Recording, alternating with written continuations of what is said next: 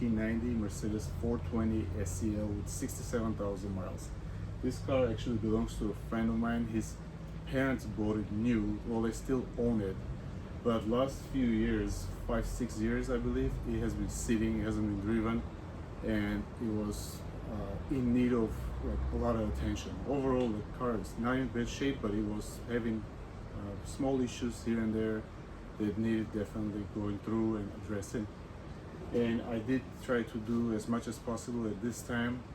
And with this kind of cars, I like to do, in few stages. In one stage you kind of address whatever it needs immediately and some things that while you're at it, and then put in some miles on it, and then see what else is needed and address it at other times. Because with a 36-year-old car, you can go spend $20,000 and the car will still need things to be done. As far as this car goes, let me show you what it looked like a few days ago.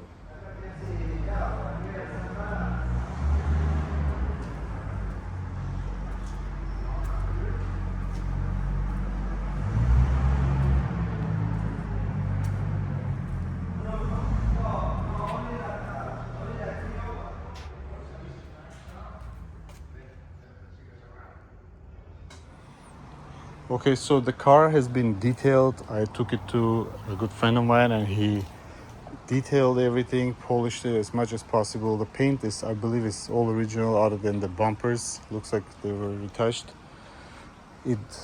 As you can tell how it looked before, now it actually has some shine on it. It came out, I think, pretty good. The wheels still look okay. They're clean. They cleaned up okay. Overall, it's in nice shape. You can tell this car has been sitting outside for a long time because there's things that are sun damaged. For example, the speaker. There's a few other cracks here and there. But overall, it's in a very presentable condition. It's in very nice condition, I would say, for a 36-year-old car. There's a few things that could be addressed. Let's say painting the trims, bumpers, and then it will be very, very solid car. I do love the bumper on these. This is the US spec car with the bigger bumper. It is missing an emblem, which we're going to address. Let me show you the inside.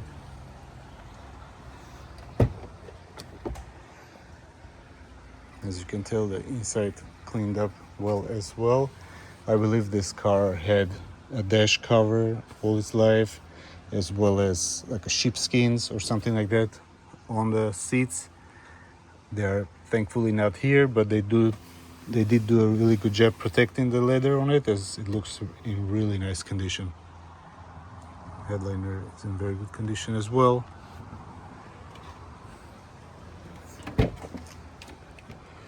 This car doesn't have adjustable rear seats, but it does have this really big, comfortable bench.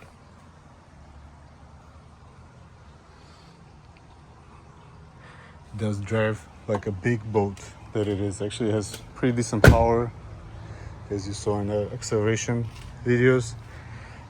When it did come, it was barely moving, honestly. When you floor it, it would just go nowhere. It would just go kind of choke up and not move anywhere, and it would like hesitate. It had like a loud belt squeal and other things. Let me show you under the hood what I've done. Okay, looking under the hood, let me go through the things I've done on it. This car had a really high idle. It would idle at 2000 RPM. So what ended up being was I did clean this idle control valve, which is typically gets stuck, and I don't think that actually fixed the issue. But what was the issue was this connections over here. They were not connecting well, and once I cleaned them up, I put them back, actually idle normalized. There was a ABS warning light. It ended up being a fuse over here that goes right here under this cover, blown. I replaced that. I did do new brake fluid. This covers were all cracked up and it was leaking fluid from here. I replaced those with new ones. It had a really loud belt squeal. Replaced all 5 belts with new Mercedes belts. This hose would collapse. It was very soft and it would collapse and the temperature would fluctuate. Put new hose, new coolant that actually fixed the issue. I did do all new Mercedes spark plugs, new wires, as well as a distributor cap, which on the old one was cracked. Someone put it in and they pinched the O-ring and actually that cracked the distributor cap. And I'm pretty sure that was one of the reasons why it wasn't running very well. So now that fixed the problem. It did have an oil leak from this valve cover on this side. I did replace the gasket on this side. Now it's not leaking anymore. I did do an oil change, put a new original air filter. I think that's about it under the hood, if I remember correctly. Now let me show you a few other things. On the inside, I did replace this pedal cover as it was bad. What else was happening? This car would drain the battery while it was parked. This switch was actually bad. It was bent and sometimes it wouldn't press in and light would stay on and battery would die. So I put a new switch from Mercedes that is still available and it's pretty cheap. Now let me raise it up and show you from the bottom. Okay, going to look under the car. I did put in 4 new brake pads. We did the brake fluid, flushed the brake fluid. On the steering linkage, this tie rod had a big play. I replaced new tie rod on this side. I also replaced the steering dampener that was pretty much shot. This bushing over here was shot. I replaced this one. This one didn't have any place. It stayed. The first suspension, it feels okay, but it does feel like, not 100%, but you can go endless and replace pretty much everything on it. It's where there is a limit to a cost what the owner is willing to spend, and I don't want to throw everything at him at this point. This car needs more miles and then addressing some other issues. He did get 4 new shocks all around. These are made in Japan, KYBs, I believe. I did do a transmission service as it had a leak from the pan. Also, this linkage had a huge play in it. Both of these bushings were completely gone. Front one and the rear one, you can see right here. I did install brand new Mercedes bushings and that took care of the problem. Also, what was happening, the car wouldn't go into first gear, and I'm guessing possibly because of that. Now when you floor it, it goes into first gear just fine. Let me see. And also it had a long crank. After it would be parked for a couple of hours, it would just crank until then it would start. And all this fuel filter and fuel pumps were in horrible looking condition. They're all rusty. I did replace them, put all new ones with new lines, new fuel regulator. From the kit I got is from Mercedes Source. They have this great kit that you can buy. It comes with pretty much everything you need. It's pricey, but you don't have to search for parts. It just gives you everything you need. Totally new shocks in the back, made in Japan. Let me see if I remember anything else. I think that's about it. Under here, oh, I did do a new oil pan gasket. This was leaking pretty bad. I did remove it and put a new gasket, put that back in. Now it's not leaking anymore. I'm pretty sure it does have a small leak from the rear main seal, but it's not bad yet. This has been about 2 weeks and I have driven it, so it's not bad. It's not really leaking, just sweating a little bit.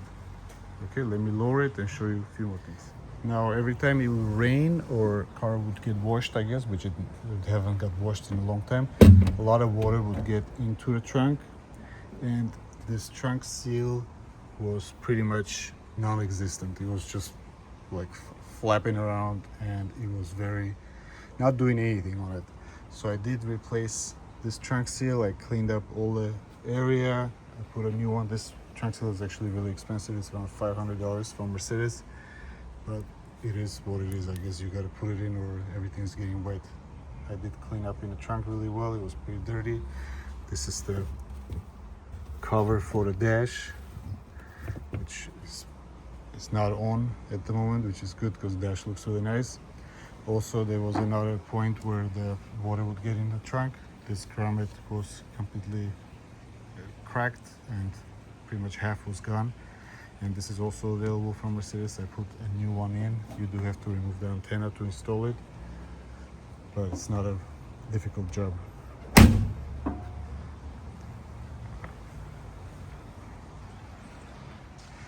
It is a very nice looking car. I really like this car.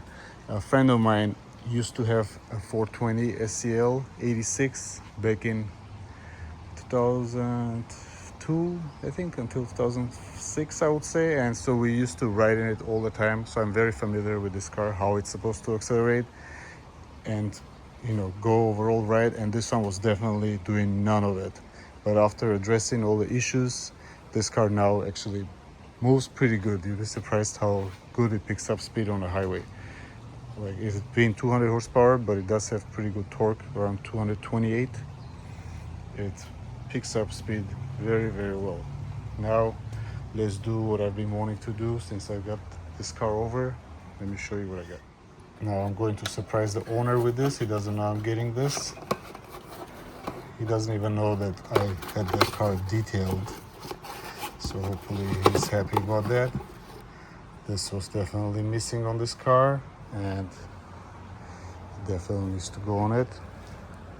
Now to put this on, you have to put it in and then you twist this.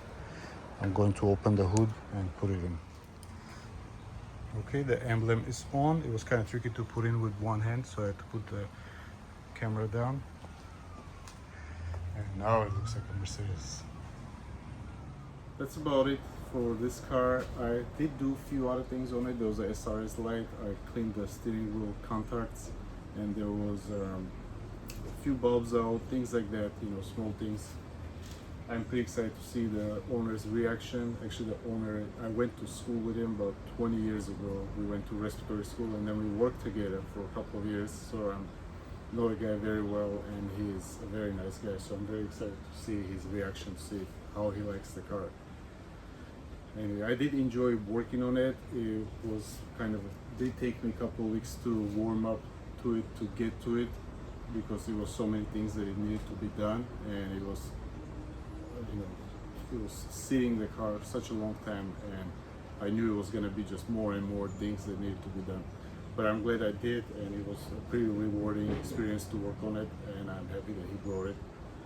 So I hope he's happy, and I hope you guys like the video. Please comment, like, and subscribe. There are more videos to come.